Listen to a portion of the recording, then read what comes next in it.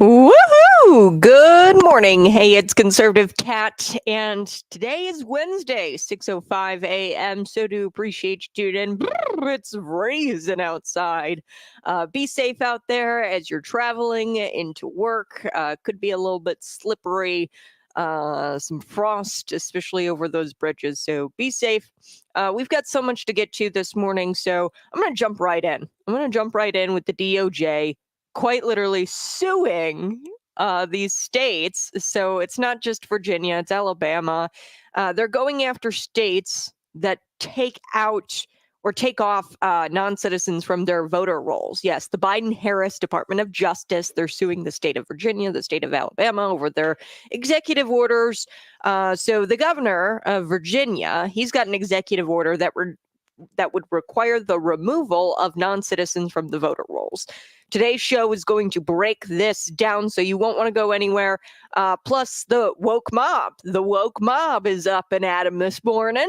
They are going after Bath and Body Works. They saw this new candle, and they're claiming that the new candle looks like a KKK meeting, looks like hooded KKK members. It does not.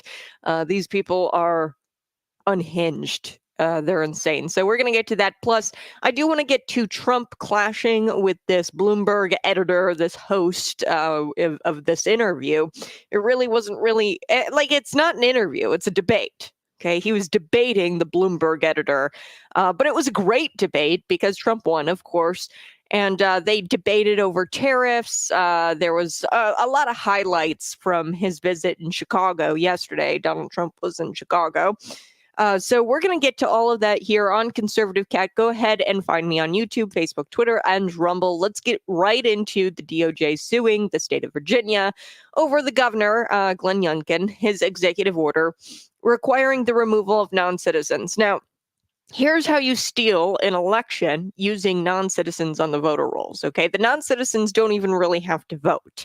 As long as you get them on the voter rolls, then you can steal an election. See, we're at this point where they have lied all the way through. Now they can't lie anymore. The lies have been exposed. Right down to Kamala Harris's book being plagiarized, right? We're exposing that. Now they're panicking and now they're trying to steal the election. So the steal is on, and we've got to be ready for this. You should be talking with your election authorities. You should be talking with. When I spoke with the Illinois State Board of Elections about this, they said, "Oh, there is no widespread voter fraud." Okay, but how do you know if you're squashing any kind of investigation into it? Right? You can't possibly know if there's any widespread voter fraud going on if every time you try to remove non-voters from your voter rolls or non-citizens from your voter rolls, you're met with a knock at the door and the DOJ saying, stop doing that. Of course there's going to be widespread voter fraud. You guys just don't want to investigate it. The Department of Justice. So we're going to be chatting a little bit about that here. But the way you steal an election with the non-citizens on the voter rolls, here's how it goes. Okay, so say I am a part of a Democrat nonprofit. Okay, and I receive instructions to register non-citizens. Okay, they come in, in the droves. We know that in Chicago. And I go to these, housing units where we're housing the illegal immigrants, these migrant shelters. And I start processing them to get them food, to get them aid, things like that, and to get them on the path to citizenship. Citizenship under, of course, the Harris regime is just, get them through the CBP1 app or whatever it is. It's essentially you check a box saying you're here and then you take a selfie. It's nothing. Okay, there is no citizenship pathway to citizenship. It's all open. The border is open. But anyway, I work with a nonprofit and I work with this individual and, I'm signing them up for a driver's license, anything like that. And I check the box that they are a non-citizen, right? And I still register them to vote. Okay, so they're non-citizens and they check that box and they self-identified as a non-citizen, and me as a nonprofit individual working with this person, I checked the box for them saying they're a non-citizen. Now they're on the voter rolls. Now all you have to do, a nefarious actor, all you have to do is request a mail-in ballot in, let's call him Juan, the illegal immigrant, the non-citizen who's here, and I registered as a nonprofit individual. They don't even have to register themselves. A lot of the times in Illinois, this could happen. It happened, I believe, in Oregon, a few other places that have this automatic voter registration, where illegal immigrants, if they get a standard driver's license, which you can do here in the state of Illinois, you're automatically registered to vote at the DMV. So, you could be on the voter list that way. But, you're supposed to be asked if you're a citizen or not. And even if they say non-citizen, it can still happen where you are accidentally registered and you're on the voter roll. So from there, what'll happen is a nefarious actor, somebody from the Kamala Harris camp, could request a ballot in, let's call him Juan Gonzalez's name, knowing that he's on the voter roll, and then you cast the ballot in Juan's name. That's how you steal an election. You just need to bloat the voter rolls, and then you can request ballots in people's names.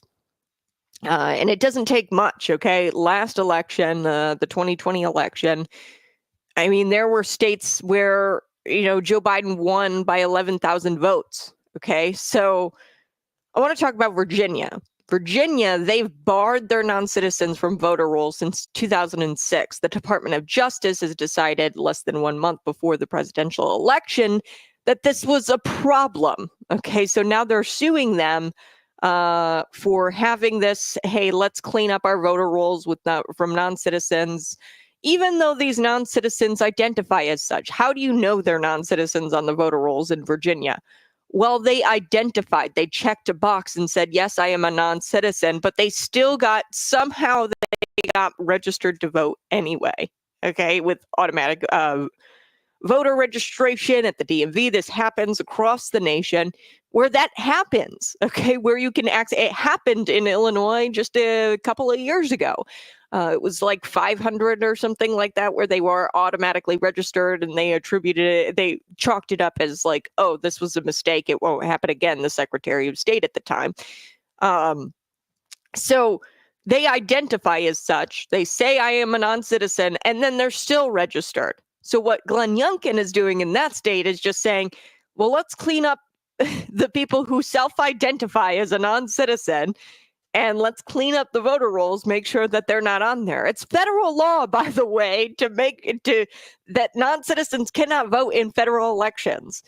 That is the law. So Glenn Youngkin is just making sure they're following the law with this executive order he's got on the books. So CBS, they thought it would be the most ethical thing to fact check Donald Trump on this, as if he's the problem, okay?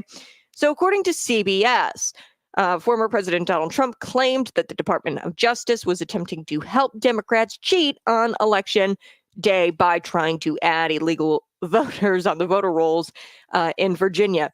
Okay, if they're keeping Glenn Youngkin from following the law, which is to clean up the voter rolls from non-citizens, and it's not even like he's like parsing through the voter rolls and like verifying that these people are these are people who already self-identified as non-citizens, and then they accidentally made it onto the voter rolls.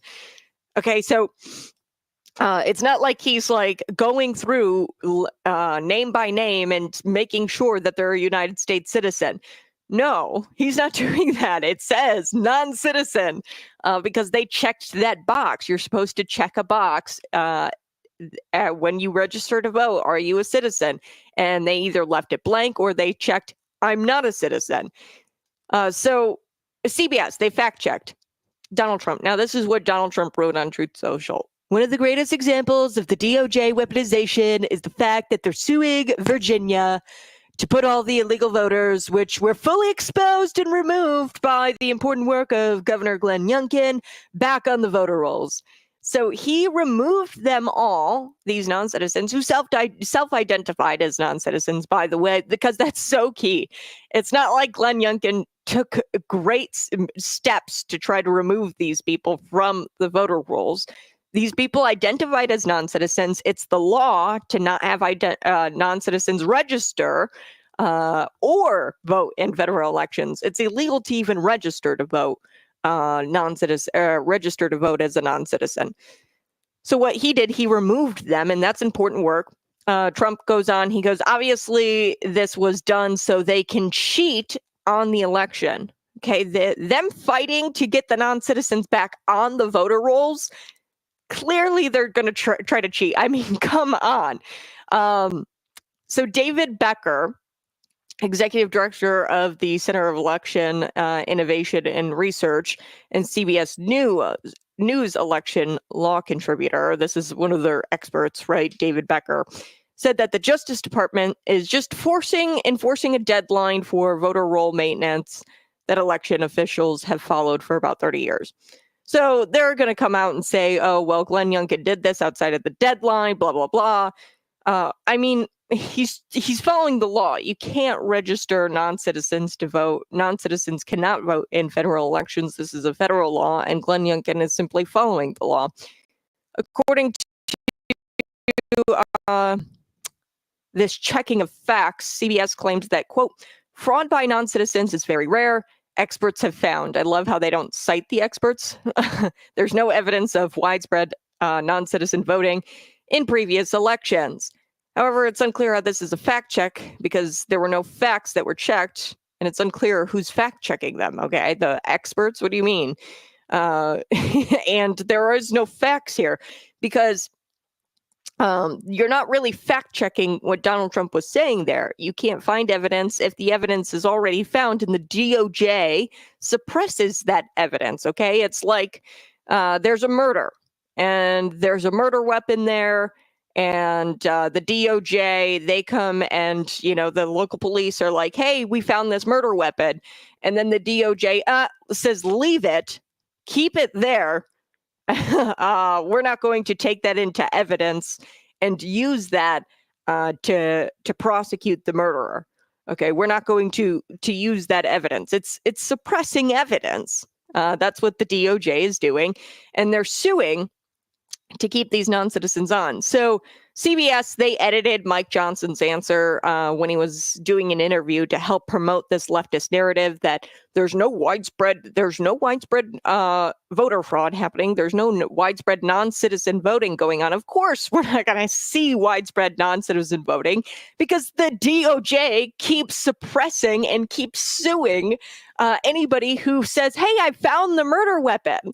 Hey, we have murderers over here. I found the murder weapon. Here's the evidence. And then the DOJ suppresses that information. We're never going to get to the bottom of who the murderer is because you're not admitting the murder weapon, right? So, of course, we're not going to see widespread non-voting or non-citizen voting because every time information comes out, you suppress that information and you force people to leave the murder weapon and not take that into evidence. I'm using this example to leave the non-citizens on the voter rolls and let's not bring this to light. And you suppress it as a news outlet. CBS did quite literally when Mike Johnson provided an answer during an interview. I'm going to get to that here in just a minute. You're listening to Conservative Cat on Cities 92.9. Josh, I promise we've got local news coming right up. He's on my program every single morning. You guys can find me on YouTube, Rumble, Facebook, and he's always begging for local news. I do local news, at least 2 stories every day. It's what I do in my show prep. So we are going to get with Trump clashing with this Bloomberg editor over these tariffs in Chicago. Trump was in Chicago talking about these tariffs. This is very important because there's things that are going on in the state of Illinois. For example, Stellantis. Bernie Sanders was in Illinois, I think on Friday, and he was like all upset because Stellantis is not opening up this Belvidere, Illinois plant. Okay. And we've got this Belvidere plant that is sitting empty. Meanwhile, Stellantis is building out and investing $6 billion from 2025 to 2030 into the Brazilian plant that they've got. Okay, and Trump talked about this. He talked about how tariffs would help with that kind of instance. Illinois automaker Stellantis continues to delay the reopening of its plant, Belvedere. Bernie Sanders, and this is how Democrats do. They're like waving a finger at these bad corporations. They're like, you bad corporations, you better listen to us. You better give these auto workers a job. But Republicans, and specifically Donald Trump, I think only Donald Trump really, and populist Republicans are about actually doing the work that would require a corporation to stay here in America. And he's doing that through tariffs. There was another instance, John Deere, they laid off more than 600 employees at 3 production plants in Illinois and in Iowa. And the company said in the summer of 2024 that they were planning on moving their manufacturing from an Iowa facility down to Mexico by the end of 2026. Turns out Donald Trump just campaigning in a recent campaign stop back in Pennsylvania. Recently, he said, look, 200% tariff.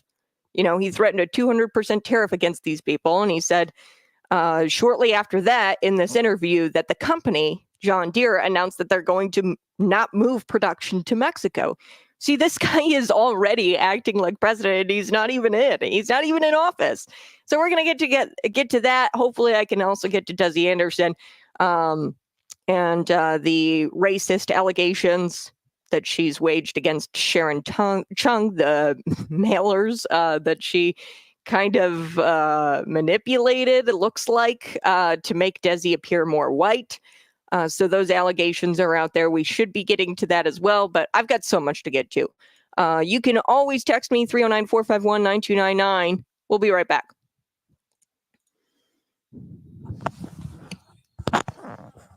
Look, Josh, awesome local talk show. Look, when you are doing you're not a radio host, okay? And there's plenty of topics to get to, okay? And what I like to do is take a federal story, localize it at a state level, and then localize it to the local level, okay? That's what I do. And every single morning, Josh, and I'm sorry that you tune in at the times that I talk about federal stories, but the shows are always archived. If you want more local content, it's in the show. Every single morning, I do about 2 local shows. Getting on here and bitching is really freaking annoying. So you're just going to have, look, I'm not having it. So getting on here and bitching that I don't do enough local is really annoying because I do a lot of homework. I also am a contributor for Center Square. And I do a lot of original reporting. And I've gotten to local stories. I had a local candidate on yesterday. I'm going to have a local candidate on hopefully next week for the McLean County Board. Okay, so I do a lot of the federal stuff, and I do local and state stuff. So if you were a avid listener of the program, you'd know that. And I'm just so tired of the bots. I'm so tired of the trolls. It's just annoying. You're awesome. Trump 2024. Thank you, Ryan. All right. We are going to get to the woke mob going after Bath and Body Works. They saw a candle, and the woke mob completely lost their mind over a snowflake. Quite literally, the snowflakes are melting down over a snowflake. Okay. So they said that this snowflake looks like a KKK meeting. Like it looks like KKK members. What? You can never satisfy the woke mob. So shame on Bath and Body Works for coming out and apologizing and removing the label. I mean, they should have just laughed this off. Like I said, we are going to get to the Bloomberg editor. Debating with Donald Trump really was a debate over tariffs. This really does affect you because we have plenty of industries, John Deere being one of them, Stellantis. There's plenty of other ones in Illinois. Mass layoffs are going on. John Deere, like I said earlier this summer, they announced that 600 employees at 3 production plants in Illinois and in Iowa, that they were laying all those people off. And then they also said that they were planning on moving their manufacturing of skid steers or something else to Mexico. Okay. And I know plenty of people in manufacturing, and the story is the same. They're moving facilities to Mexico into places outside of the United States because these tariffs aren't here. Now, tariffs is a beautiful word in the dictionary, as Donald Trump said during his interview with this Bloomberg. He was a neoliberal. He's just and then what I know about neoliberals, this is how I knew he was a neoliberal and how he runs in really leftist circles. He talks about the Trump trade. This is something in the markets, and it's for investors that aren't really good at investing and they're not looking at the market as a whole. And they're betting against Donald Trump. Okay, so he goes, "Are the investors wrong?" And then he calls them fake news to his face, and he goes, "Wall Street Journal, when has they ever been right?" The Wall Street Journal, those types of economists, those leftists who are betting against Donald Trump's economy and his policies, they're the same people who said it would be a great idea to approve all those home loans for people that couldn't afford it back during Barack Obama's years and caused the housing crisis, right? I mean, those are the same people who thought that was a great idea. So he goes, when has the Wall Street Journal or any of those those types of people, when have they ever been right? And Donald Trump literally calls them fake news to his face. That's how you know this guy is a neoliberal, because runs in these really leftist circles, because he thinks that those investors who bet against Donald Trump's economic policies, he thinks that those investors are indicative of the entire market. And that's just like a niche. It's like so niche, these types of investors. They're the same investors who back in the day said that housing crisis was a good, or what caused the housing crisis was going to be a good thing. If you give people money that they don't earn, you're going to cause a crash, a housing crash. You're going to cause economic calamity.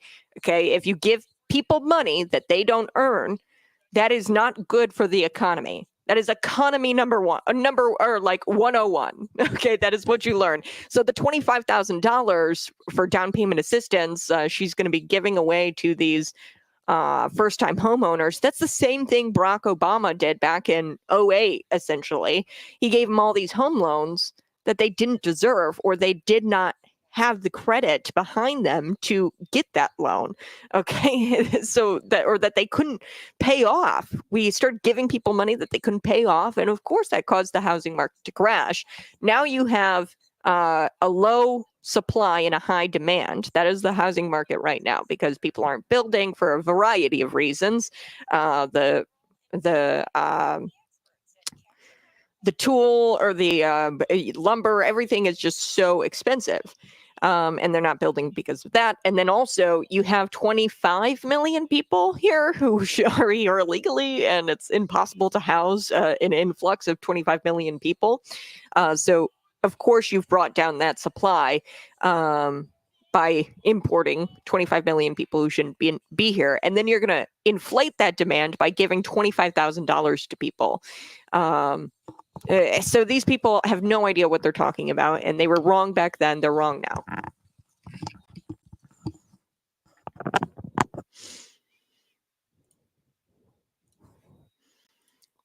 Woohoo! Hey, good morning. It's Conservative Cat on Cities 92.9, the news and talk of Bloomington Normal. So much to get to today. We will get to the woke mob.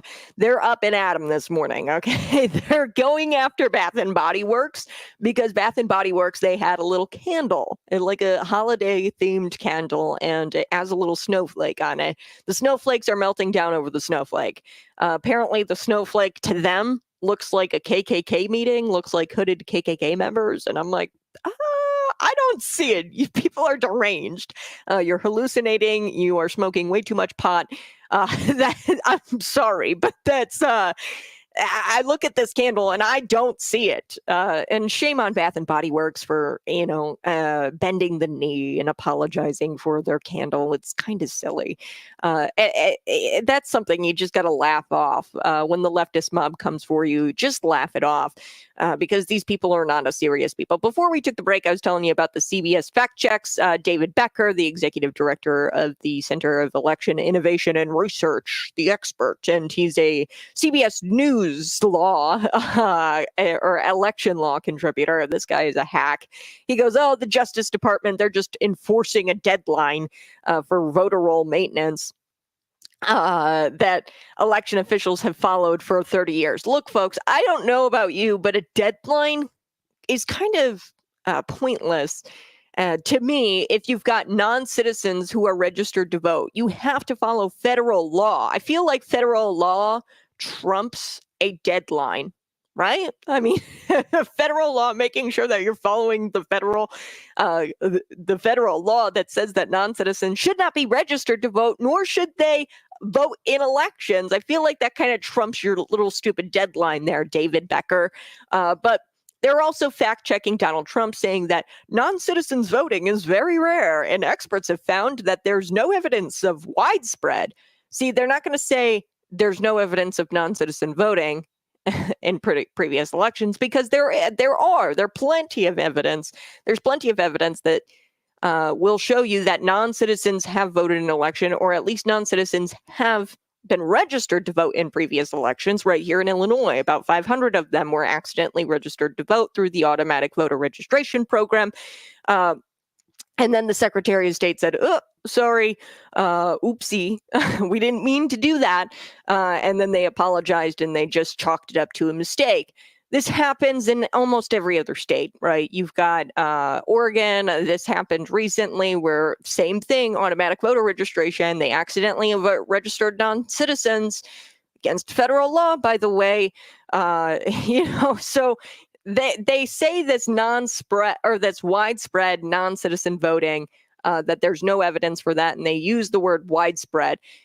And it's hard to prove that this fraud is going on and that it isn't just rare, because every single time you come out with the evidence, you've got the DOJ knocking on your door, ready to sue you, and they're suppressing that evidence. Okay, so it's very hard to prove and show you the evidence of widespread non-voting or non-citizens voting when you've got the DOJ breathing down your neck, suppressing that evidence and making you keep non-citizens on your voter rolls. So CBS, they also edited this clip of Mike Johnson. I want to get to this clip because this proves that CBS is not a serious network.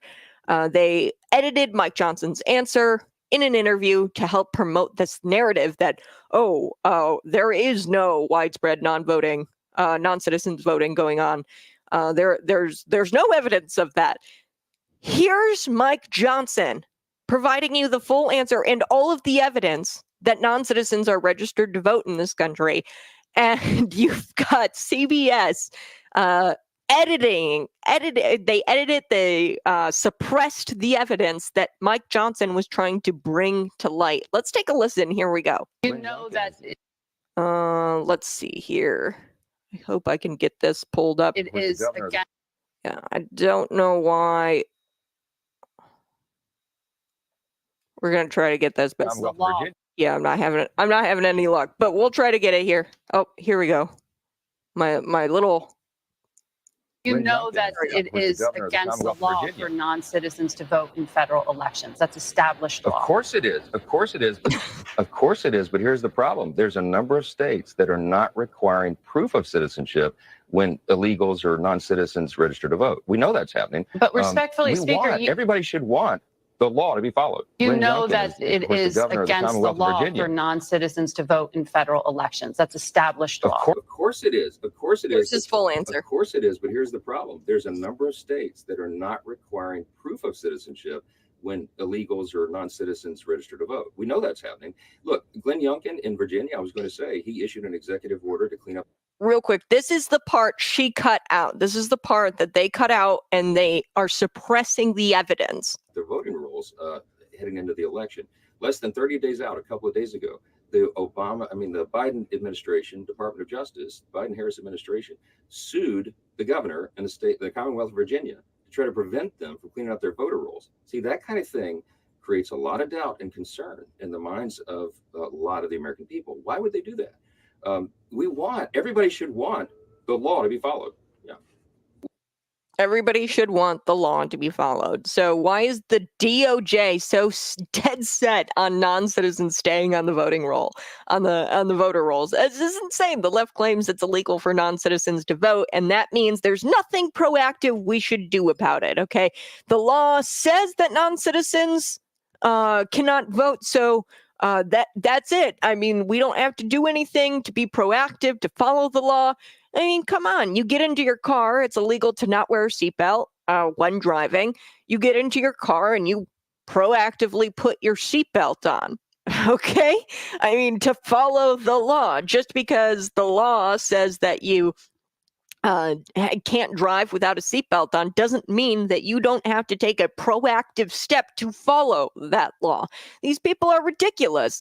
Every single non-citizen vote that takes place in this country, and every single non-citizen who is registered to vote, because I don't want to misconstrue anything here. Registering non-citizens to vote is illegal, I think. I mean, to register to vote, I mean, why would you register to vote? You have the intention of breaking the law there. So every non-citizen vote that is cast, it erases every American citizen vote.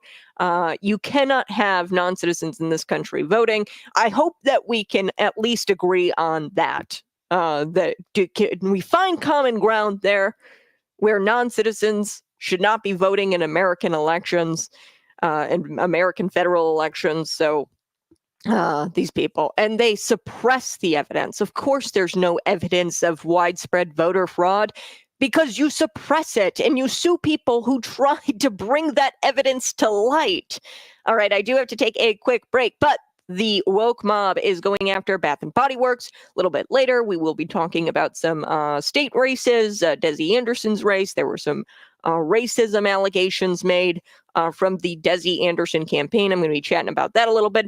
And it seems to be happening in all kinds of races. So you've got Eric Sorensen's race here with Joe McGraw. And Eric Sorensen, he puts out a tweet. And Eric Sorensen, he's the incumbent of the 17th Congressional District. He puts out a tweet. And he has like a side-by-side photo.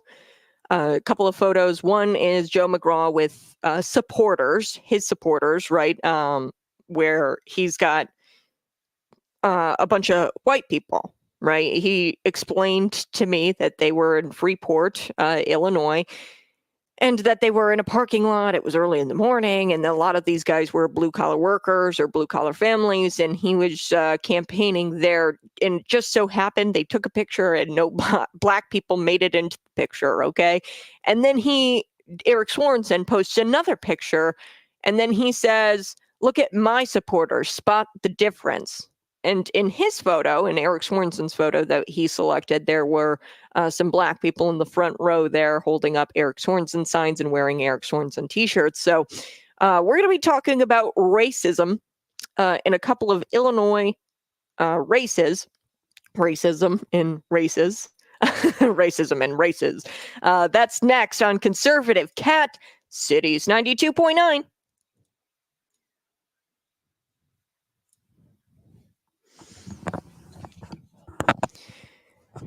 In a swing state of 8 million voters, the election was decided by only 40,000 votes. Yeah, so I can't remember the number. I'm pretty sure it was like 600. I can fact check that really quick with the Virginia and how many non-citizens they found on the voter rolls.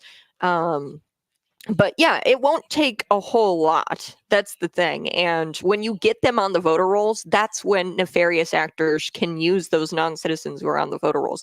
And I say this all of the time. These non-citizens, a lot of them don't speak English. They are just pawns in this game where the DOJ is trying to keep them onto the voter rolls.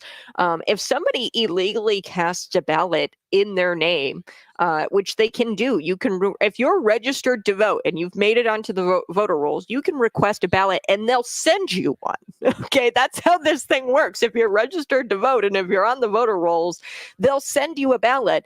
And what's unfortunate is, let's say Juan Gonzalez, right? He doesn't know he's registered to vote. He say in Virginia, I don't know if they have an automatic voter registration program, probably not because it's a better state than Illinois. But just let's say he goes to the DMV and gets a driver's license and he's accidentally automatically registered to vote. He checked the box. He said, hey, because that's what these non-citizen voters are on these voter rolls. These are non-citizens who checked the box and said, I am a non-citizen. Please do not register me to vote. But they made it on the voter rolls anyway. That's what we're talking about here. We're not talking about Governor Glenn Youngkin going name by name and cross-referencing, making sure that they're citizens of this country and calling them up and asking them for a green card. We're not talking about that. We're talking about self-identified non-citizens making it onto the voter rolls here. And they made it onto the voter rolls. And you've got Juan Gonzalez, right? He doesn't know that he's on the voter roll because he thought, I did everything I was supposed to do. I checked the box when I got my driver's license and I checked the box that said I was a non-citizen. That means they shouldn't have registered me to vote. But it accidentally happened, okay? Because we know how government runs, okay? It accidentally happened. Now, Juan is screwed if a nefarious actor uses his name, casts a ballot in his name, requests a ballot in his name, votes for Kamala Harris in the 2024 election. Juan is screwed. He's going to be deported out of this country faster than you can say stolen election. Okay, so poor Juan, right? He is the victim here. These non-citizens are the victims. They are victim of a system that does not work where they were automatically registered to vote. They shouldn't have been automatically registered, or they were accidentally registered to vote. I'm talking about automatic voter registration. I don't know how these people got registered to vote in Virginia. I know that this happened a couple of years ago in Illinois. It was like about 500 or so that got automatically registered, and the Secretary of State, Jesse White, at the time said, oh, it was a mistake. This kind of thing happens. Oregon, Virginia, Alabama, where you've got non-citizens who are accidentally registered to vote. Juan is going to be screwed if somebody requests a ballot in his name and they cast a ballot because he's broken federal law at that point. So these people are victims being on the voter rolls. Being on the voter rolls itself opens you up as a non-citizen to nefarious actors casting ballots in your name, then causing deportation. He's maybe here on a work visa. He's trying to get citizenship. He's going to be screwed, shafted, if his name is, and we later find out that his name was casted for a vote in 2024. So it doesn't take much. Yeah, Brian, thanks so much for being here. Smash that like button if you're watching. We're going to be right back.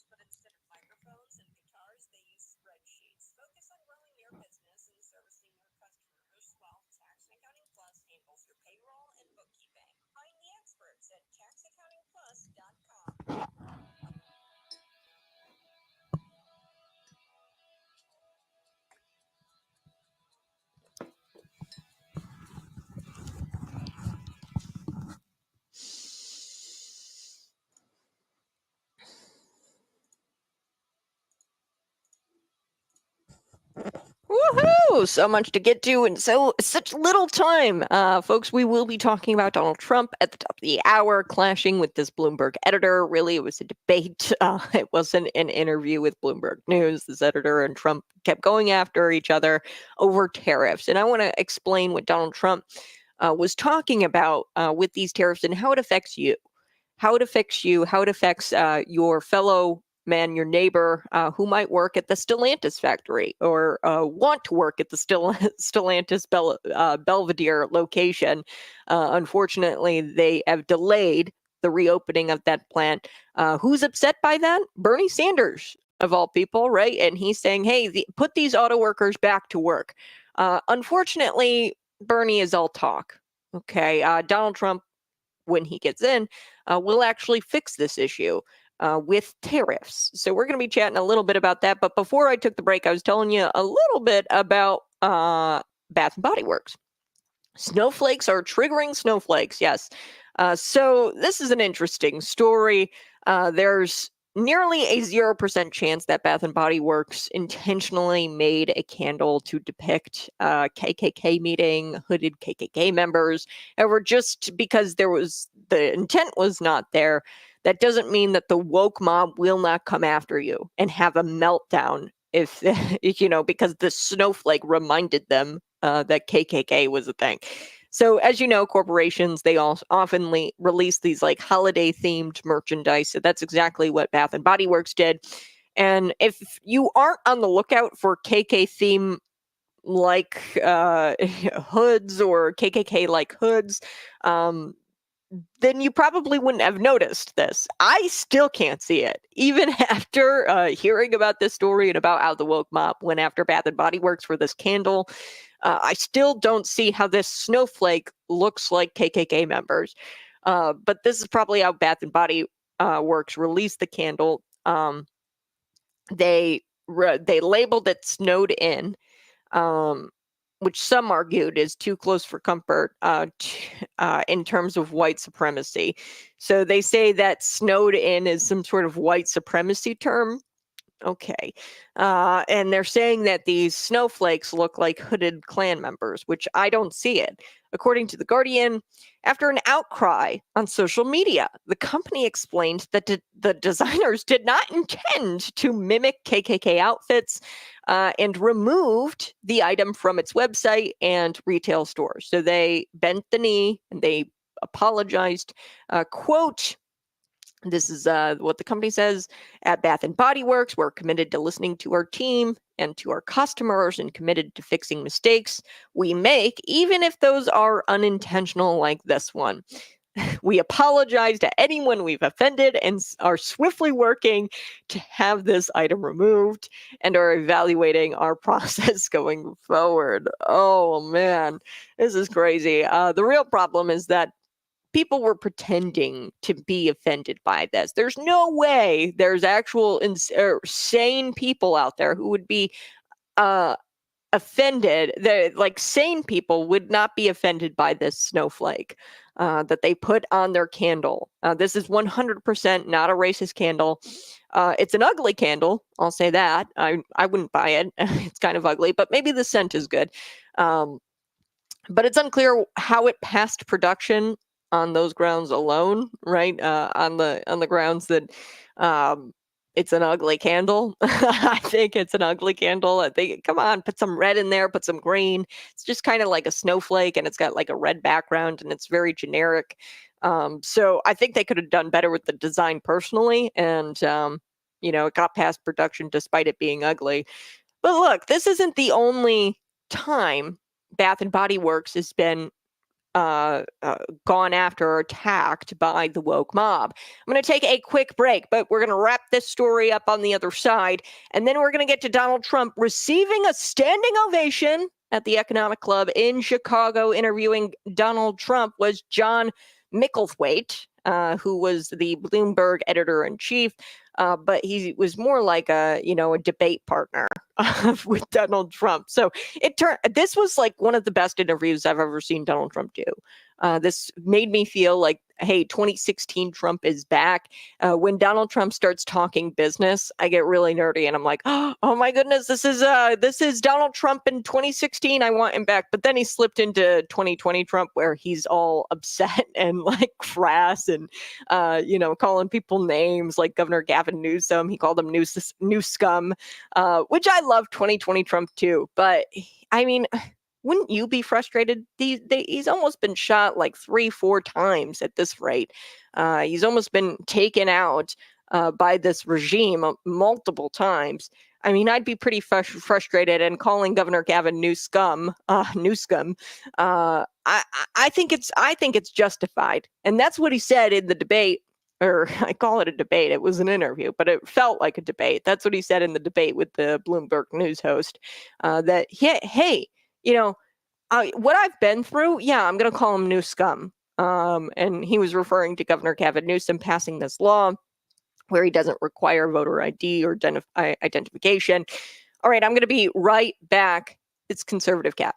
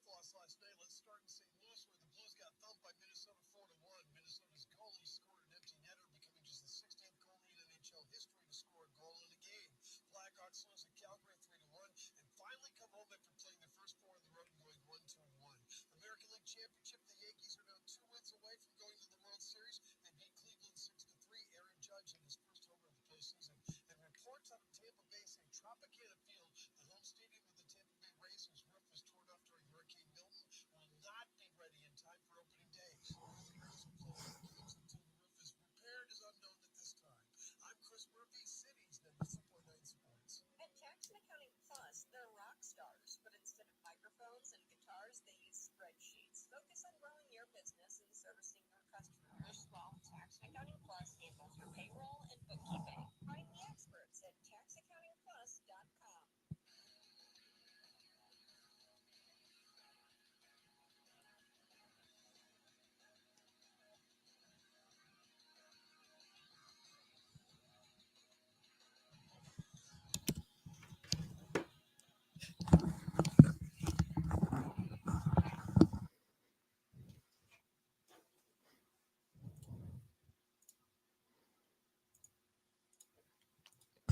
Woohoo! Hey, good morning. It's Conservative Cat on Cities 92.9, the news and talk of Bloomington Normal, the snowflake candle, the snowflakes melting down, about the snowflakes and the Bath and Body Works candle. That's not the first time the woke mob has attacked Bath and Body Works, okay? So here was an instance. It was back during Black History Month in 2022. The company released a product line that featured a kente cloth design. So the people of Ghana started to wear such clothing during ceremonial events and special occasions. According to Baylor University, this is what they do. They're in Ghana. They wear this kente clothing. So the company should just give up on releasing these themed candles, okay? Because the woke mob is going to attack you every single time, like they did in 2022, like they did in 2024 for the stupid little snowflake that you put on your candle, right? The DEI consultant for Bath and Body Works, they need to be doing a much better job. Obviously, they're not helping the company. And it gets harder and harder to pander to the woke mob because they keep moving the goalposts. So if it's not the kente clothing, and if it's a kente clothing that was featured on the Bath and Body Works candle, if it's not that, then it's the snowflake. You cannot appease the woke mob. This is not the first time the brand Bath and Body Works has come under fire, of course, with the Black History Month thing and the kente cloth designs, but you can't appease the woke mob. Snowflakes melting down, and they were triggered by a snowflake. That's pretty funny.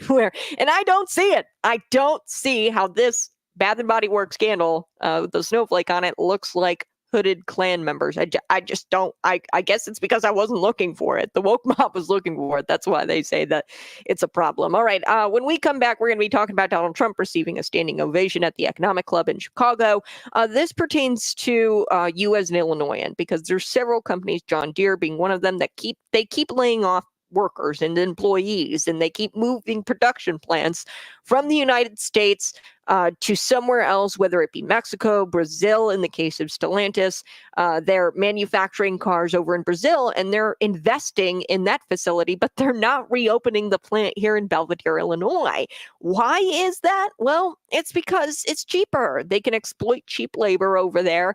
And Donald Trump said, enough is enough. I'm going to use a tariff. I'm going to use an insane tariff, and I'm going to bring these companies back to America. We're going to start giving these jobs to Americans. We're going to start giving these jobs back to Illinoisans.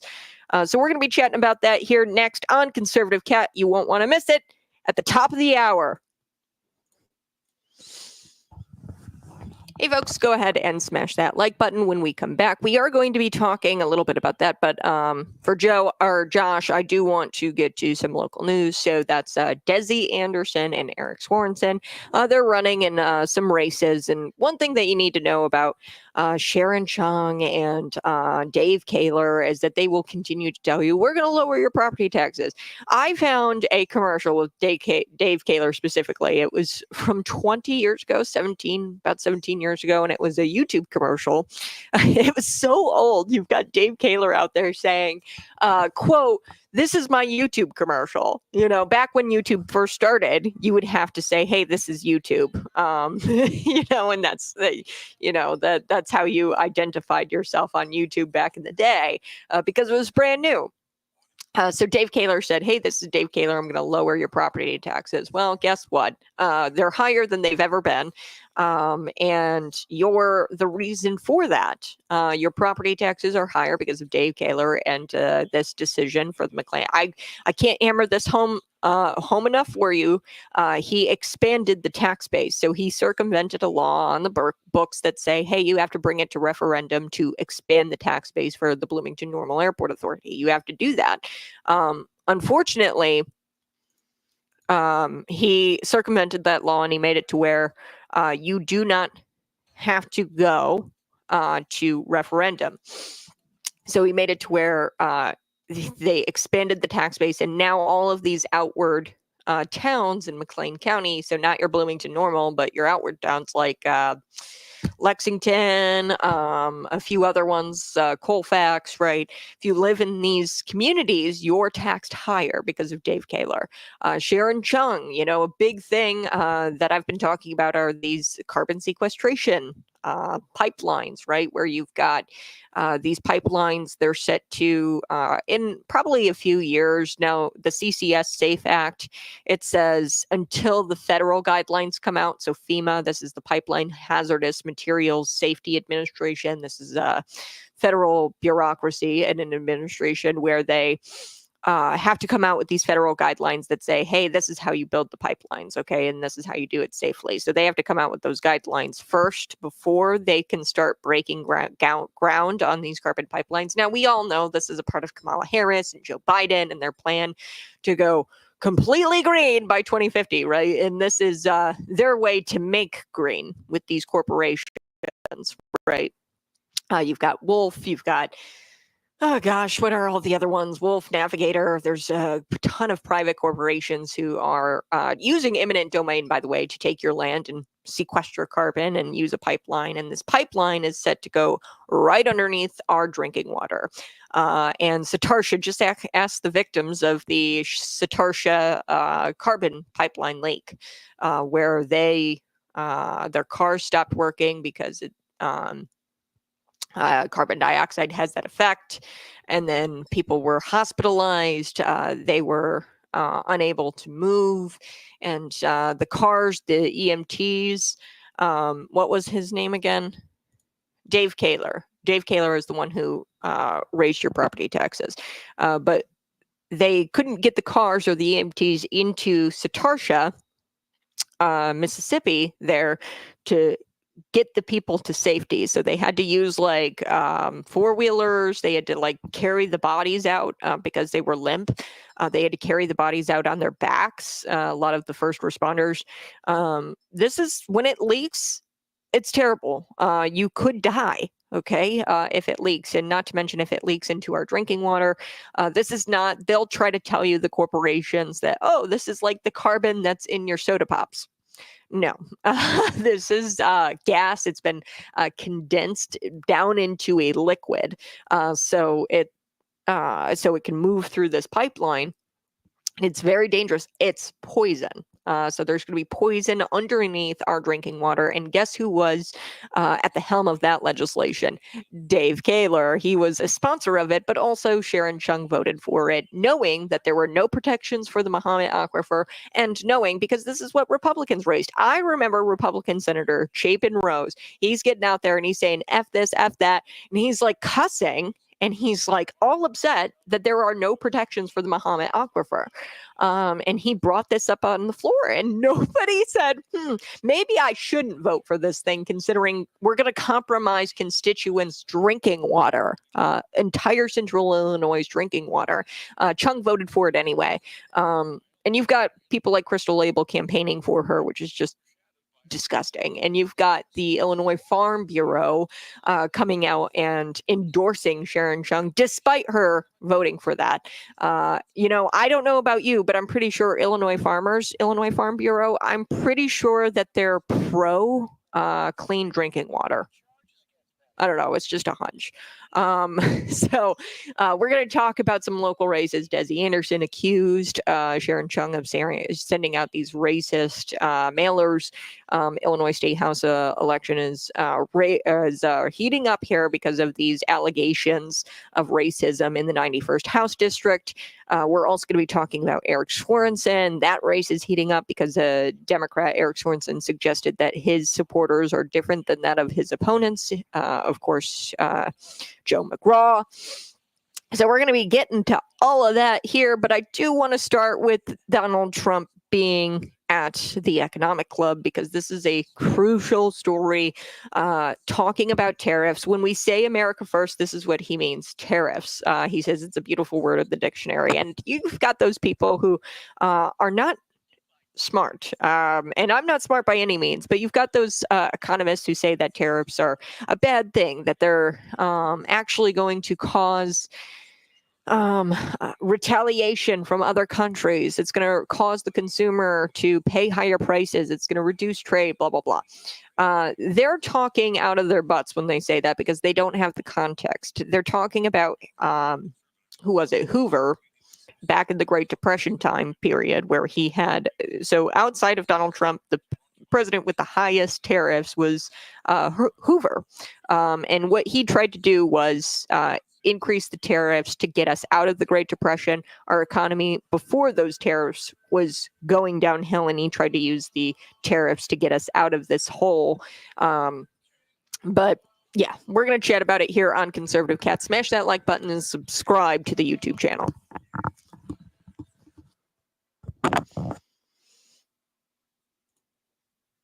Hey, good morning. Hey, it's Conservative Cat on Cities 92.9. As always, I'm on YouTube. I'm on Rumble. Go ahead, smash the Rumble button, subscribe to the YouTube channel, helps us out, and also visit a business that you hear right here on the radio station. You hear the ads, you hear the commercials. The way we keep this microphone on is by your dollars going to these local businesses. And if you have a business, advertise with us. We work with some great folks here in the community, and we're so appreciative of all of our advertisers. Become an advertiser. Reach out to me, 309-451-9299. Now, I do want to talk about Donald Trump being at the Economic Club in Chicago. This is where I want to start. He received a standing ovation. John Micklethwait is the Bloomberg news editor-in-chief. Really, he was debating this guy. It wasn't really an interview setting. It was more like a debate setting. But a similar invitation was extended to Kamala Harris, the vice president, Democratic presidential nominee. She didn't work to get that spot. She did not run in a primary. But anyway, Kamala Harris declined. She declined to participate in something similar. So Micklethwait and Donald Trump, they started clashing over tariffs. Now, Micklethwait said 10 to 20% tariffs will have a serious effect on the economy. He expressed concerns about high tariffs, subsequently adding costs onto the consumer. You know, and Donald Trump, he was talking about tariffs, and he said tariffs are it's a beautiful word in the dictionary. And I think economists, and like I was discussing before, this Micklethwait character, he is fringy. Okay, he's a leftist. He runs in leftist circles. You can tell because he brought up the Trump trade, which isn't indicative of the market as a whole. This is where investors bet against Donald Trump's economic policies. This is fringy, and it's the same investors who back in 2008, during the housing crisis, it's the same investors who said, "Oh, it'd be a great idea if we gave people loans that they can't afford to pay back. We're just going to give people money that they don't earn, and we're going to give people money, and we know that they won't be able to pay it back." Okay, these are the same types of economists that said that back in 2008. Okay, so they've never been right. They've always been fringy weirdos, and they've been leftists. So here's Donald Trump telling him, look, I know it's hard for you to hear this, but tariffs are a good thing, and here's why. So we're going to get to the why here in just a second, but I want to share this clip from the Economic Club in Chicago. Here. You're also talking about 20% tariffs on the rest of the world. That is going to have a serious effect on the overall economy. And yes, you're going to find some people who will gain from individual tariffs. The overall effect could be massive. I agree it's going to have a massive effect. Positive effect. It's going to be a positive, not a negative. Well, just let me just let me. I know how committed you are to this, and it must be hard for you to spend 25 years talking about tariffs as being negative, and then have somebody explain to you that you're totally wrong. It'll have a negative. It will have. I'll go a step further. 40 if million, you don't 40 do million, this, President this Trump, country 40 million, has no 40 chance. million jobs is a lot of jobs to rely on. They're all coming back. Those are 40 million jobs. Those are 40 million jobs in America that rely on trade. Are you ready? John Deere, great company. They announced about a year ago they're going to build big plants outside of the United States, right? They're going to build them in Mexico. And you threaten them They're with also going to tariffs build. and they stop. That's right. I said, if John Deere builds those plants and not selling anything into the United States, they just announced yesterday they're probably not going to build the plants, okay? I kept the jobs here. So this is what we mean when we say America first, okay? He says there's two ways of looking at a tariff. You can do it as a money-making instrument where you get all kinds of revenue for the country, or you can do it as something to get the companies to come in and stay in America. If you want the companies to come in, the tariff has got to be a little bit higher than 10% because 10% is not going to be enough. They're not going to do it for 10. They're not going to stay in America for 10% tariff. But if you make it 50%, then they're going to come back and they're going to come into the United States and operate in the United States, which is what we want, clearly, because this has real life effects on you, the Illinoisan. Okay. John Deere said that they were laying off 600 employees earlier this summer, and they were laying them off at 3 production plants, some of them being in Illinois, some of them being in Iowa. The company also said in the summer of 2024, it plans to move some of their manufacturing from the Iowa facility where they build the skid steers there, and then they move it to Mexico by the end of 2026. They wanted to move it to Mexico, that facility. And Trump, not even president, okay, not even president, just the mere thought that he could be president, John Deere walked that back. Okay, they said, oh, we're not moving to Mexico, because in a campaign stop in Pennsylvania, he threatened a 200% tariff against them. And shortly after that, the company came back out and said, we're not moving to Mexico. Don't worry, we're not moving to Mexico. Okay, separately, we know Stellantis, Bernie Sanders, he was up in Illinois talking about auto workers and how Stellantis is just this evil corporation, and he waved his finger at them and he said, you better put these auto workers back to work and reopen this Belvedere plant in Illinois. They're not going to do it, okay, because they are investing $6 billion over the course of 2025 to 2030 at their Brazil facility. Why are they doing that? Because it's cheaper. They're exploiting cheap labor over there, and they accuse Donald Trump of being all in it for the evil corporations and all in it for the big guys and his buddies in these corporations, and they accuse him of that. He's actually going to say, no, we're gonna put tariffs on you, and we're gonna tariff you so hard to where you've got to come back to the United States and you've got to operate here in the United States. Now, the reason why these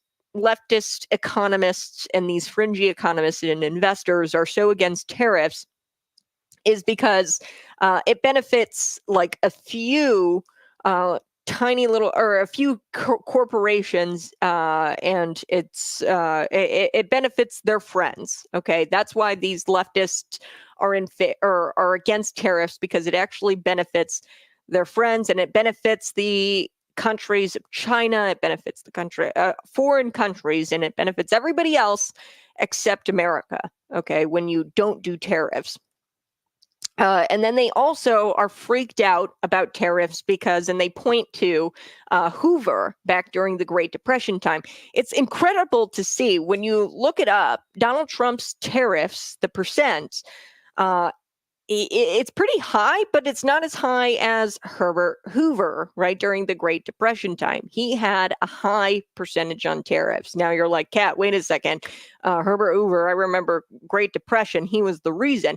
No, the economy was taking a turn for the worse prior to him implementing the tariffs. He was trying to do a high tariff to pull us out of the Great Depression. It didn't work. It made it worse. Okay, now these economists, they point to that instance and they say, oh, tariffs bad. Tariffs are so bad.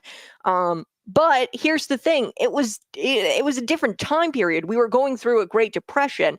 You look at the percentages of the tariffs over by decade by decade. I mean, we have not been doing tariffs at all. And then when you start to look at the percentages the general overview of split tax revenue between domestic sources, so the U.S. citizens, businesses, things like that, your tax dollars, okay, and you look at that, the overview of how much revenue comes into the United States from the U.S. citizenry, and then versus like international sources.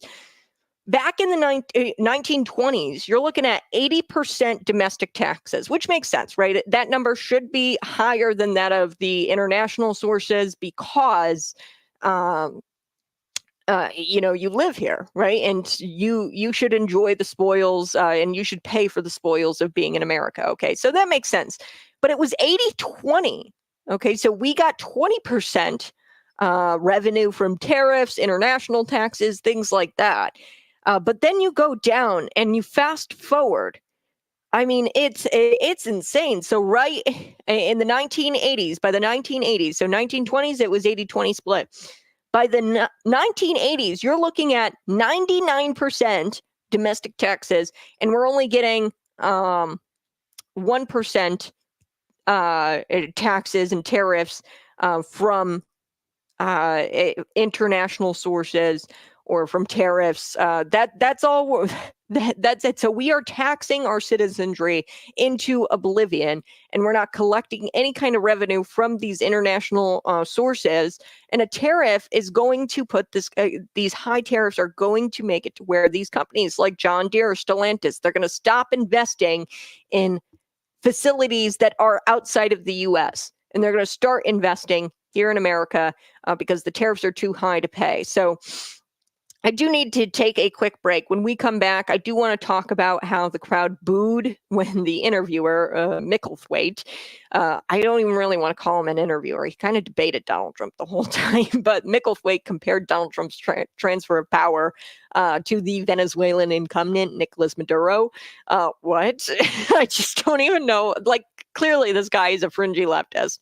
And I made that point because he questioned Donald Trump. He goes, so do you think the investors are wrong? The investors who are betting against you and your economic policies? He asked Donald Trump this, the Trump trade, which is not indicative of the market as a whole, but rather it's this fringy group of investors who don't know what they're talking about. And, it's the Wall Street Journal type where they were wrong back in 2008. And that's what Donald Trump says. When has the Wall Street Journal ever been right? And he's talking about Barack Obama back in those times. They said, it'd be a fantastic idea to give loans to people that they can't afford to pay back. They were all on board for that. And what happened? Housing crash, people lost their homes, foreclosures, all of that. You remember. So we're going to come back. We're going to chat more about his interview at the Economic Club in Chicago. Plus, we've got some local news about Desi Anderson in the 91st State House District. Keep it right here.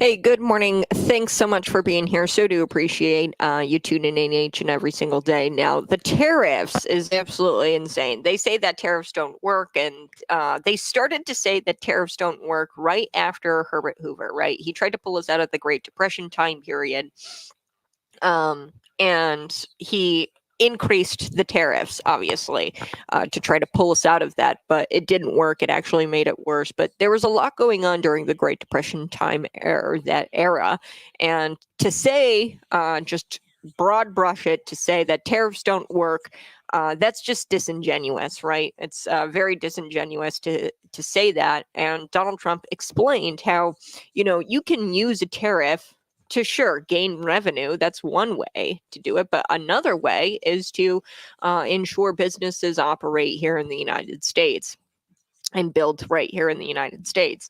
And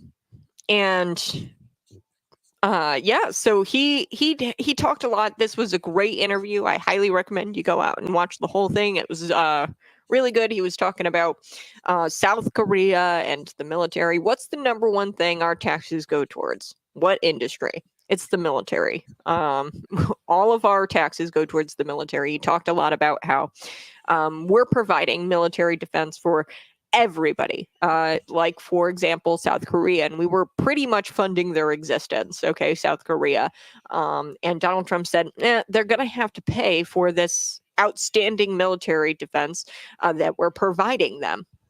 At least pay a little bit. And I forget the figures exactly, but he said, hey, I'm going to make you pay $2 billion for this. And they negotiated to where, hey, I'm going to make you pay $2 billion for using our military, our equipment, our guys to kind of prevent or dissuade North Korea invading. Okay. And they were like, no, we really don't want to pay. We really don't want to pay. But Donald Trump said, you're going to have to, or else we're going to pull out. And then they were like, okay, we'll pay the $2 billion. And he says, hey, they were on track to provide us $10 billion. I mean, that is so much relief for the U.S. taxpayer. Okay, when a country is willing to pay for our military services, which makes sense. If we're providing a service, they should pay for that service, right? That takes so much pain off of you, the U.S. taxpayer, because you're no longer paying for everybody's defense around the world. You know, everybody talks about how great Sweden is and a lot of these European nations and how it's so peaceful over there. You want to know why? Because they aren't funding their own military. Here in the United States, we're a third world. There's places where where it looks like a developing nation. Okay, look at Detroit, Michigan. I was just there for an ELO concert. Okay, in Detroit, Michigan, it is a third world country there. Okay, there are barbed wire. There's barbed wire around the businesses. They're locked up. They're boarded up.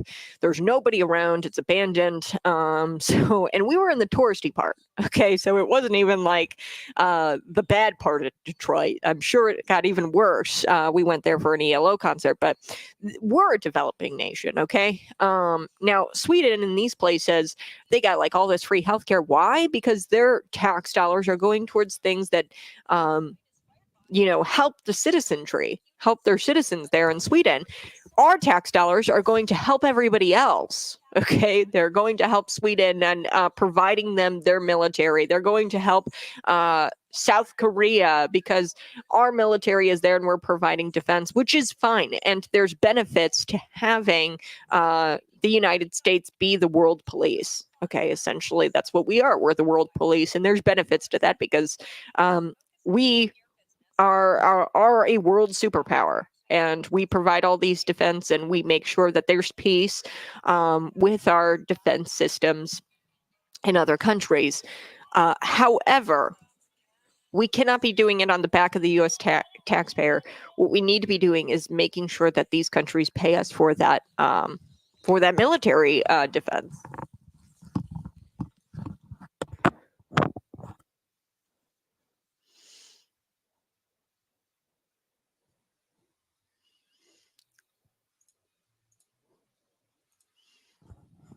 Woohoo! Hey, good morning. It's Conservative Cat on Cities 92.9, the news and talk of Bloomington Normal. Like I said, the Trump interview was explosive. On the stream, I was telling you guys about how in the interview he discussed how these other countries have to start contributing money to the United States for providing things like defense. Okay, in South Korea, he gave an example. You know, he goes, they didn't want to pay they weren't paying anything. He goes, I wanted them to pay a couple $2 billion for us to quite literally fund their existence. Okay, we are giving them defense. We're policing their country, making sure North Korea doesn't invade, and we are defending them. They need to pay a little bit for that. Okay, they just a little, and I'm all for the United States being a superpower and the world police, whatever, but they need to pay for it because at this rate, we are taxing our U.S. citizens into oblivion. I just gave you the statistics. In 1920s, 80-20. 80% of our revenue for the United States was coming from the taxpayers here in this country, and then 20% was coming from international sources, taxes, tariffs, things like that. Now, fast forward, we're like 100% U.S. taxpayer. Okay, like no, we are getting nothing from these countries, and we're providing them military defense. You know, the countries of Sweden. Everybody's like, oh, Sweden's so great. There's free healthcare, blah blah blah. Well, they're able to do that because they have no military. It's us. We're over there, and we're providing it for free, and they're taking their tax dollars from their citizenry, and they're putting it towards things that make their country great. We can't do that. I was just in Detroit. I was talking with the folks in the stream about.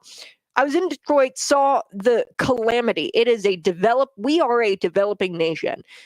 There are businesses boarded up, barbed wire around businesses, and we were in the good part of Detroit. And we are a developing nation here because we are taxing our U.S. citizens into oblivion to pay for everybody else's military defense systems. It shouldn't happen anymore. And that's what Donald Trump was saying in this interview. I highly recommend you go take a listen. On another part of the interview, they were talking about this peaceful transfer of power, which is kind of annoying. You've got Micklethwaite out there comparing the peaceful transfer of power, or comparing the transfer of power back in 2020 with January 6th or whatever. And he's comparing that to what's going on in Venezuela. No, quite literally, that's what this guy did. Let's take a listen. Here we go. Only 3 weeks to go to the election. Will you commit now to respecting and encouraging a peaceful transfer of power? Well, you had a peaceful transfer of power. You had a peaceful transfer of power. You had a peaceful. Come on, President Trump. You had a peaceful transfer of power compared with Venezuela, but it was by far the worst transfer of power for a long time. Thank you. I appreciate that, because this is what they like to do. This is what they like to do. It's very interesting. The question, President Trump, is would you respect the decision? When I found out about this interview, I did a little check. He's a man that has not been a big Trump fan over the years. So I had a choice. Do I do this interview or not? I'm glad I did it. But do I do this interview, or do I disappoint a lot of people? Because I know a lot of people in the audience. But his view is very different than mine. Let me just say. I'm asking you a question, President. We had a term, peacefully and patriotically. These were people. If you think an election is crooked, and I do, 100%, if you think the day it comes when you can't protest, you take a look at the Democrats. They protested 2016. They're still protesting it. Nobody talks about them. But if we protest, we want to have honest elections. You think the last election was honest? Do you think it was all the times it went to courts? The courts sided it didn't with go. They went to court, and the courts all said, you don't have standing. Nobody had standing. And it's hard, frankly, after an election for a judge. But now, I do want to jump in here where Trump is talking about the courts. There was actually, on the cases that ruled on the merits, okay, not the procedural crap that happens in the judicial system. A lot of those cases, what is it that you hear repeated in the news constantly? Like 61 or something cases got dismissed. A lot of those cases got dismissed procedurally. Okay, but of the cases that were heard on merits, of those cases, I mean, like 2/3 of them they won. Okay, when it comes to these election fraud cases, I think there was a case about Pennsylvania changing their election law in the last minutes of this election season in 2020. And there were cases that Trump brought forward and said, hey, this is fraudulent. This is fraudulent. You can't do this in the middle of an election year, and you can't change election law like that. Now, there were some cases, and this doesn't get out there in the mainstream, the cases that were heard on the merits, not the procedural stuff. The procedural stuff, they were dismissed on because of the procedures, but the cases that were heard on the merits, they won a lot of that. Okay, so I'm throwing out a number. I think it's 2/3, something like that, but it's a big number of cases that were actually won based on the merits. Okay, so they were dismissed procedurally, but on the merits, they won. the case. Okay, so they got him on the gotchas, they got him on the procedure, they got him and they got him all dismissed. But 2/3 of those cases, when heard on the merits, they won. They won. So nobody talks about that because that proves that the election was fraudulent and stolen. So let's continue with this. Here we go. You all said nobody ever had standing. But the facts, if you take a look, I'd show you hundreds of pages of facts. People were angry. People went there. And I'll tell you what, they never show that. The primary scene in Washington was hundreds of thousands, the largest group of people I've ever spoken before, and I've spoken before. And it was love and peace. And some people went to the Capitol, and a lot of strange things happened there. A lot of strange things with people being waved into the Capitol by police, with people screaming, go in, with that never got into trouble. You know, I don't want to mention names, but you know who they are. A lot of strange things happened. But you had a peaceful, very peaceful. I left the morning that I was supposed to leave. I went to Florida, and you had a very peaceful transfer. This was not and I'll tell you what, those people that did go down, which was a tiny fraction of the people that went to Washington. I mean, you're talking about a very, very small, because hundreds of thousands of people, and I don't know what you had, 500, 600, 700 people go down to the Capitol. But those people, that was not one of those people had a gun. Nobody was killed except for Ashley Babbitt. She was killed. She was shot in the head by a policeman what he did was horrible. President Trump, so I think we should be allowed to disagree on that. President Trump, we got to move on. You can't talk about the facts. Okay.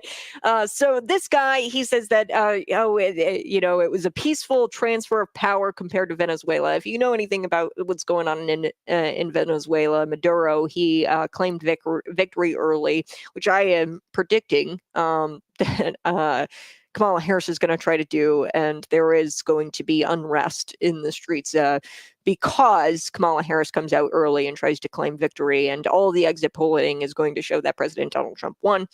That's my prediction. It's going to be similar to that of Venezuela, I bet. But in Maduro, he claims this victory early.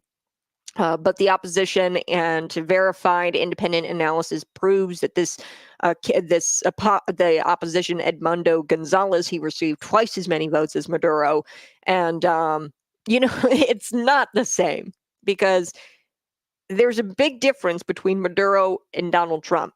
Donald Trump left on January 20th, 2021. He left. And in the United States, the terms of the president and the vice president end at noon on the 20th day of January.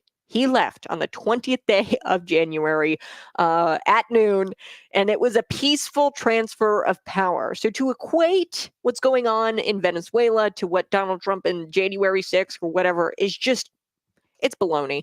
All right, I do have to take a quick break, but you're listening to Conservative Cat on Cities 92.9. We'll be right back.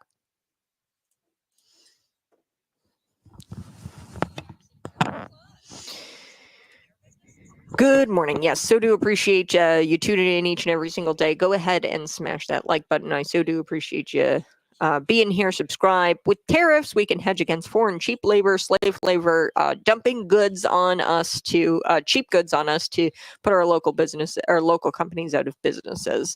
Yes, exactly. So let's equate this to what goes on in your community. So I have a local IGA here. It's a local grocery store, and it's a little bit higher than Walmart. Okay. So a tariff, think of it this way. You put a tariff on, Walmart, and they're like, oh man, shoot, it's becoming too expensive to operate here in Lincoln. If we were to put a local tariff on Walmart, then they're saying it's too expensive. They're taxing us into, or they're tariffing us into oblivion here, and we can't afford to operate Walmart here in Lincoln. We're going to have to leave. Guess what becomes the only grocery store in Lincoln? IGA. Okay. And then people start to go, and then they can bring down their prices and operate and employ people locally, and it's a good paying job. They're going to pay you well, at that company. And that's what's going on at a much larger scale, right, of the United States, where you tariff somebody and you tariff them hard enough to where they're like, it's becoming too expensive. We might as well just operate there in the United States. People get jobs. The goods get better because we all abide by the labor practices of the United States. We get away from cheap labor. You know what's going on in these electric vehicle companies, and it's just so sad. The battery mining, the lithium mining, the cobalt mining that's going on in these countries for the electric vehicles is just so tragic. There's slave labor going on. Goshen, which is planned for Manteno, Illinois, it's an electric vehicle battery maker. They're getting all of their materials, of course, from the Uyghurs. You've got the Uyghurs. They've been tied to slave labor companies who use slave labor. Goshen, don't believe me? Look at Darren LaHood's letter. He accuses Goshen of being tied with companies who practice slave labor. And here in the United States, we have laws on the books against that kind of stuff. We've got laws against child labor. We've got product. Hey, your product has to be good. And you have to create a good product, and we can start making America healthy again, right? If these companies operate in the United States, we can implement laws that say, hey, no processed food coloring, no exorbitant amounts of sugar, crumble cookie, for example, right? They get away with that, which I'm very excited about. RFK Jr. Love the crumble cookies. I do, but there's no reason for 88 grams of sugar to be in one single cookie. Okay, no reason, absolutely none. So you can start to regulate products. And this is how you know I'm not an extreme libertarian, and I'm actually pro-government, but I'm pro-government here in the United States, where we're working the rules and the regulations to the benefit of the citizenry. Okay, there's no reason to poison our children that's causing chronic diseases. We should be putting out these agencies, the FDA, the NIH, all of these agencies. They should be following and they should be going after these companies, but they're not. They're in bed with these companies. They should be going after these companies, making sure that they're following these guidelines to ensure that our children aren't being poisoned when we give them food. Okay. And putting in all kinds of, quite literally, metals, microplastics, all of that. So when we have it here and the companies are here, it's easier to regulate as well. See what's going on here, where you've got RFK in on the mix here. Now he's going to be once you get the companies here, it's easier to regulate. Now he's going to be here making sure that all of these companies are providing good products. And then also, the people who regulate, what is it? OSHA or whatever. I don't know all of the agencies that make sure we're not engaging in slave labor or forced labor practices. But it's easier to regulate that here. We can regulate that here. We can't go over to China and tell them, hey, stop forcing these 4-year-olds to put together Nike shoes. Okay, we can't do that. It's out of our jurisdiction. Once the companies are here, we can create great products. We can create jobs. And that is just what's so cool about the America First movement.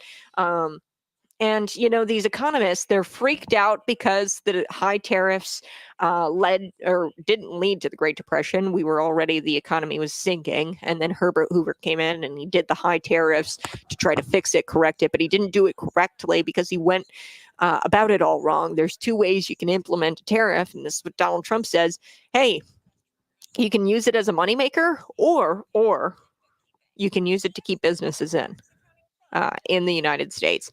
And I'm saying, hey, we should use it as a moneymaker too. Why not? Just because it didn't work with Herbert Hoover, there were other factors that led to the Great Depression. There were plenty of other factors.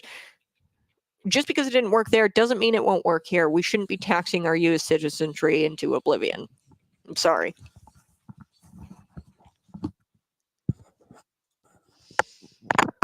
Woohoo! Hey, good morning. It's Conservative Cat on Cities 92.9, the news and talk of Bloomington Normal. Real quick, I want to wrap up Trump's interview debate with Micklethwait. Micklethwait is the Bloomberg host here, and they clashed over things like tariffs. They also clashed over peaceful protest. I played that clip here for you where he equated Donald Trump's or peaceful transfer of power. He equated Donald Trump's transfer of power to Maduro's. Okay, don't know if you could make that comparison, but nice try. He left. Donald Trump left office. I don't know too many dictators who leave office in accordance to precedent. Every president is left on January 20th. Donald Trump did the same thing. So Micklethwait, he also asked Trump if the investors were wrong in saying that Trump's economic policies would drive up inflation. And, he says, quote, this is Micklethwait, he says, quote, the Trump trade is very simple. People are betting that your policies are going to drive up debt and drive up inflation. Are the investors wrong? And Donald Trump, he says, look, I had 4 years, no inflation. I had 4 years, no inflation. Okay. Biden, who has no idea where the hell he is what Donald Trump says. He had 2 years of no inflation because he inherited it from me. But then they started spending money like drunken sailors on the green new scam. What is he talking about there, Donald Trump? He's talking about the Inflation Reduction Act, which was not it's opposite of reducing inflation. It was spending money, for example, and I give this example all of the time. This is the simplest example, but it's littered. There's all kinds of examples in this Inflation Reduction Act, but the best example I can give is this $7,500 tax credit to buy an electric vehicle. An electric vehicle, by the way, that was probably made with child slave labor, cobalt batteries, cobalt mining. You've got children out in these mines slaving away, trying to create these electric vehicle batteries. And, that wouldn't happen here if there were tariffs, right? If we had tariffs and we tariffed people and we started creating things here in America, we could get out of cheap labor, slave labor, or dumping cheap goods on us. We could get out of the cheap goods. We could actually start regulating the products we consume, even our food. Okay, but anyway, he asked if the investors are wrong, and with the Inflation Reduction Act, the $7,500 tax credit, EV tax credit. What wound up happening was Ford raised the cost of their electric vehicles. Everybody started raising the cost of their electric vehicles because, guess what? You gave out Jerry Springer checks to people to buy electric vehicles, so they raised the cost by $8,000. Okay, because everybody had $7,500 in their pocket. So Trump said they started spending money like drunken sailors. That's why we have rampant inflation under Joe Biden and Kamala Harris. Governor J.B. Pritzker weighed in on Donald Trump's appearance. I do have to read his statement, a little bit of it. Here's what Pritzker, Jellybean, said. He says, every time he opens his mouth, Donald Trump reminds us of the racist, misogynist, 34-time convicted felon who doesn't care about anybody but himself. No, he cares about America. Okay. He even said in this interview, he goes, I was debating on doing this interview, but I did it for the people. I did it for the people because they need to know about my economic policies. Kamala Harris didn't even have the cojones to show up. She was invited for a similar interview, but she didn't have the cojones to show up and talk about her economic policies. All right. So I do want to shift gears. Let's do it. Yeah, I'll do it. The Desi Anderson race here in the 91st. So the Illinois State House race is heating up. There have been allegations of racism. Republican State House candidate Desi Anderson, she accused Sharon Chung of sending out altered campaign mailers. Now I've looked at these. I think that they could be altered. I really do. It's close, but I think that they copy and pasted her head onto different bodies, which is just, I mean, come on. I mean, these silly campaign mailers. I mean, what are we doing here? I mean, one, why are you using campaign mailers anyway? Okay, I mean, snail mail. You're like, so 2000. That's how you know these people are been in there too long. Sharon Chung, she recently got in there because they drew the 91st district, redrew the maps, and they created the 91st district. It's like a brand new district, and they included like chunks of Bloomington Normal, the campuses, and they wanted another Democrat. They wanted this Democrat in that. It's drawn for a Democrat, the 91st State House district. Okay. But yeah, campaign mailers, they're so annoying, and like nobody ever reads them. I don't know about you, but I never read them. I just throw them in the trash. But the images, Anderson says, appear altered to make her appear more white than what she really is. Now, I've seen, Desi's great friend. She's, Bulgarian native. She talked to me about her background, and she is dark. She has a dark complexion. Now, Chung reportedly has denied these allegations. Reached out to Chung's campaign, never responded. So I pretty much guessed that. So in a recent statement, this is what Desi Anderson said. She says, "Please don't copy and paste my head onto a white body." It does look like that. And I've never seen the clothes. Desi never wears those types of clothes. She's kind of got like a good sense of fashion. Okay. But yeah, they copy and paste it on like a polka dot dress. I don't think Desi would ever wear that. And anybody her age probably wouldn't wear that. Okay. That's how I know it kind of appears altered. I'm brown and I have a heritage that I'm proud of. I really just hate when things like this happen in politics because I'd love to just talk about the issues, but unfortunately, race just enters into all of these races, right? Race enters into the races. Identity politics. I don't know when we got here in Illinois and in America where we have to talk about our race. It's the content of our. It's not the content of our skin, but the character is what matters, right? So the GOP, they said, quote, to Photoshop a person's body to hide their race should be a huge red flag as to the integrity and honesty of the candidate. Reached out to the Illinois House Democrats. They didn't respond to me either. Couldn't be reached for comment. So Democrat Eric Swanson did the same thing, where we talk about identity politics again. So we've got Democrat politician, where we're talking about identity politics here. Eric Swanson, he had a social media post, and he does like a side by side, where it's one photo of his supporters and another photo of Joe McGraw. Joe McGraw is the Republican candidate there. Eric Swanson is the weatherman. And he's got two photos in this social media post, and he says, the caption is "Spot the difference." Okay. And this is division. This is just division, and I hate it. But this is politics now in Illinois, and it's just the way things operate out of Springfield. And it doesn't stop with campaigning. It doesn't stop with elections. It continues. And we're going to take a quick break, but I'm going to wrap up this story, and we'll be back on the other side. This is Conservative Cat City's 92.9, the news and talk of Bloomington Normal.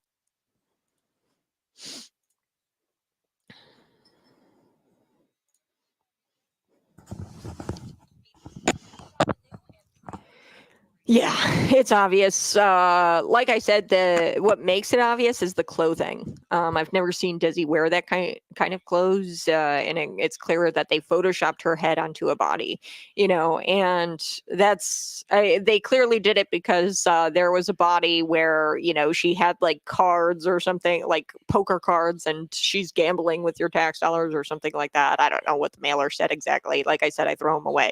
But then there was another one where she was like had an ice pick, and she was like in a dress and like an ice pick or whatever, and she had to Photoshop her head onto somebody else's body, and she chose white bodies to Photoshop Desi's head onto. I don't know if she intentionally did that with the white bodies. I'd love to hear about it, but yeah, I mean, this is just kind of the stuff that happens in in races, and in like elections, I just hate it. It happens every year. Eric Schwarzenegger, he says, "Oh, look at my supporters. I have black people who are supporters of mine. These are the real." He actually said this in a tweet. These are the real people who represent the 17th congressional district, as if the people in Joe McGraw's photo, which he selected. I mean, of course, he selected this one photo where, Joe McGraw isn't pictured with black people, right? And he puts them side by side. And he says, these are the real constituents, my constituents, voters. These are the real people who are representative of the 17th district. So what are you saying? These people aren't representative of the 17th? Just because they're white and just because they're pictured with Joe McGraw? And it's like, when did we get to a point in politics where we go after the constituency, right? And where this is the Democrats, right? They'll go after the constituency. They won't talk about like the MAG Republicans, right? And they've deemed them a threat to democracy, or white supremacists, or domestic terrorists, right? When did we leave like this notion where, I'm running for the representative, I'm running for Congress, and I'm willing to treat supporters of my opposition in such a demeaning way? You should be pro Joe McGraw supporters. I'm going to, if elected, represent your interests as well. That should be the sentiment of every single politician is, despite who you vote for, once I get in, I'm still going to represent you. I'm still going to love you. I'm still going to try to represent you to the best of my ability. And I know that people aren't going to vote for me, and that's okay, because that's democracy. Okay. That's democracy. I know people won't vote for me. But at the end of the day, once I get in, I'm going to be there for you. I'm going to be a phone call away. That should be the sentiment of every single candidate. In this attack on your opposition's supporters is just kind of weird to me. So, and it's un-American, really, and it's anti-democracy, because our whole democratic process allows you to vote for somebody else, and then at the end of the day, your representation shouldn't hold that against you. Your candidate or your now elected official shouldn't hold that against you. There's so much I wanted to get to today. Kamala Harris throwing herself under the bus. She announced that a swing state senator wouldn't be seen with her, so she has to. We're getting to a point in the presidential campaign in this election where you can't really look at the polls. You can't really look at anything else other than the behavior of the candidates. The behavior of the candidates will really tell you who's winning. So Donald Trump is out there in blue strongholds. You've got Chicago, California. He's going to New York, I think October 27th, something like that. He's visiting these blue strongholds. That's the mentality of a winner. Okay, he's at this point, he's done, like, I think he's still visiting swing states, but like he's willing to go visit the blue strongholds. That is the mentality of a winner. He's clearly acting like a winner. Kamala Harris, she's not acting like a winner. In fact, she drew attention to the fact that a senator wasn't going to speak at her rally. So that's the mentality of a loser and behavior of a loser.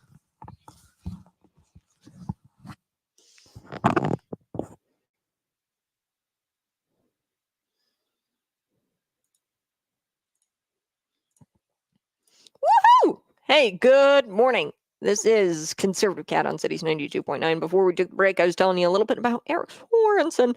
Eric Schwarzenegger, he, of course, posted this tweet. It has his supporters, a picture of him and his supporters, and there were some black people in there. And then there was Joe McGraw's supporters, and they took a picture, and he, selected a picture that featured just white people, and Joe McGraw took a picture with these white people, blue-collar people of Freeport. And what is bothering me here is that Eric Schwarzenegger, he says, spot the difference. Content of your character over the content of your skin. Okay, the color of your skin shouldn't matter. And also, when did we abandon the sentiment that, hey, Eric McGraw or Joe McGraw's supporters are my constituents? I mean, he's the incumbent, okay? And to call his supporters, less than, or is he, I mean, is he saying they're less than? He says that, spot the difference. And then he says, these are the real people who represent my supporters are the real people who represent the Illinois 17th congressional district. When did we abandon the sentiment that, hey, despite the outcome of the election, I'm going to represent all constituents and all voters? We've abandoned that principle. We've gone after, in the case of Donald Trump supporters, right? We've gone after Donald Trump supporters, called them MAGA Republicans, conspiracy theorists, domestic terrorists. The list goes on. When did we abandon that? It's because Joe Biden did it first. Now you're starting to see congressional candidates do it. And it's just so sad. A congressional incumbent, by the way. So yeah, that race is, of course, entering into these races. Racism, identity politics enters into these races. So I do want to chat a little bit about, let's see here, Kamala Harris behaving like a loser. Okay, so for the second time, Kamala Harris did not have a senator of a swing state introduce her at rallies. Okay, so the first one was Tammy Baldwin. And the reason why these senators aren't going to her rallies and introducing her is because they have a race to win. Okay, so they are scared that they're not going to get reelected if they show their face with Kamala Harris. That's behaving like a loser. And at this point in the election, what you have to do is look at how the candidates are behaving. Are they behaving like losers, or are they behaving like winners? A winning strategy is going to blue strongholds. So Trump has gone to Chicago, he's gone to New York, gone to California in recent weeks here, and he's behaving like you don't visit blue strongholds at the end of your at the end of your campaign if you don't think you're winning your swing states. Okay, obviously you're going to try to campaign in those states that you don't believe you've won, and those swing states that are crucial to the win. Right. So now he's like, I'm going to behave like a winner, and I'm going to visit these blue strongholds that I might be able to get some votes in. So he's behaving like a winner. Kamala Harris, on the other hand, she is, she's, pointing out the fact that there was Casey, what's his name? I forget his name. He was another senator. It's last name Bob Casey. That's it. I edited my notes here. Senator Bob Casey, crucial state of Pennsylvania. He wouldn't come out and introduce her at this rally. She's also got her surrogates, Bill Clinton. We've got Barack Obama. We've got Tim Walz. Tim Walz saying that America can't afford 4 more years of this. I mean, does he realize he endorsed Trump there or not? Bill Clinton accidentally throwing Kamala Harris under the bus, saying Lake and Riley would still be alive today had the illegal been properly vetted and not allowed access to this country. I mean, Bill Clinton says this. He accidentally threw her under the bus. Barack Obama out there berating black men, calling them sexist, and he says that there's only one reason why you wouldn't be voting Kamala Harris. It's because she's a woman. Barack Obama insulting black men who aren't enthusiastic about Kamala Harris. This is all indicative that Kamala Harris is losing. So she's behaving like a loser, and all of her surrogates, Bill, Tim Walz, Barack Obama, they're behaving like they're losing. They're lose. I'm going to insult you, black man, for not voting for Kamala Harris. Lose. I'm going to accidentally throw Kamala Harris under the bus and say that Lake and Riley would still be alive today. So yeah, winner, I do think it's going to be Donald Trump. I really do. But early voting is open. You guys have a great rest of your day. We're going to be right back here tomorrow morning at 6 a.m. Bye-bye. I love you. Have a blessed day. Find me on YouTube and Rumble and subscribe to the channels today for more content